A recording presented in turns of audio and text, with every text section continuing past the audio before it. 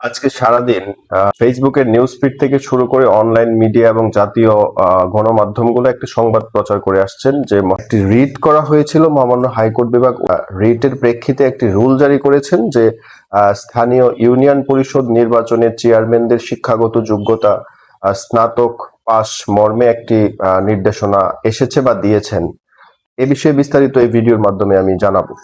তো মূলত 22 জুলাই 2026 আজকে হাইকোর্ট বিভাগ ইউনিয়ন পরিষদ নির্বাচনের চেয়ারম্যান পদে প্রার্থী হতে ন্যূনতম স্নাতক বা ব্যাচেলর ডিগ্রি বাধ্যতামূলক করা উচিত কিনা এই বিষয়ে সরকারকে রুল নিশি জারি করেছেন।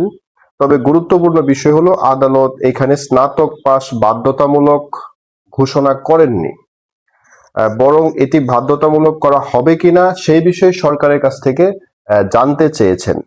রিটে মূলত চাওয়া হয়েছিল স্থানীয় সরকার ইউনিয়ন পরিষদ আইন 2009-এর 26 ধারায় যেখানে চেয়ারম্যান প্রার্থীর জন্য কোনো ন্যূনতম শিক্ষাগত যোগ্যতা নির্ধারণ করা নেই, সেটি কেন সংবিধানের সঙ্গে অসামঞ্জস্যপূর্ণ ঘোষণা করা হবে না।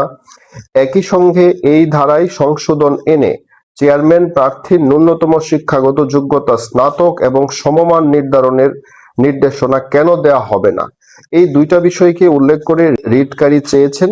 রিটের আবেদনকারীর যুক্তি ছিল এরকম: একজন ইউনিয়ন পরিষদ চেয়ারম্যানের গুরুত্বপূর্ণ প্রশাসনিক এবং আইনগত দায়িত্ব রয়েছে।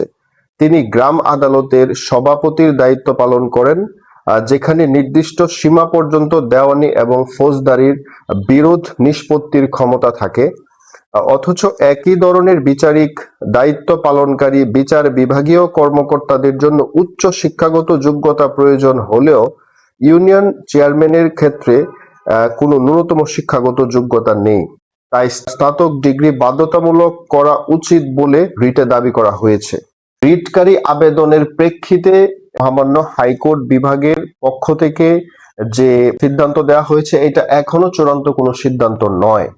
এখনো ইউনিয়ন পরিষদ নির্বাচনে চেয়ারম্যানের স্নাতক পাস বাধ্যতামূলক নয়, এটি কেবল একটি রুল দেওয়া হয়েছে, রুল নিশি। সরকার জবাব দেওয়ার পর পূর্ণাঙ্গ শুনানি হবে। পরবর্তীতে হাইকোর্ট রুল অ্যাবসলিউট করতে পারে অথবা অন্য অন্য নির্দেশ দিলেও তবেই আইনি অবস্থান পরিবর্তন হতে পারে। এটি কেবলই একটি রুল। এখানে মহামান্য হাইকোর্ট বিভাগ থেকে চূড়ান্ত কোনো নির্দেশনা এখন পর্যন্ত দেওয়া হয়নি। সরকারের কাছে সরকারের অবস্থান সম্পর্কে রুল নিশির মাধ্যমে মহামান্য হাইকোর্ট বিভাগ জানতে চেয়েছেন।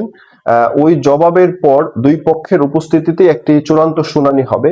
এই শুনানির পর নির্ধারিত হবে যে ইউনিয়ন পরিষদ নির্বাচনে চেয়ারম্যানদের স্নাতক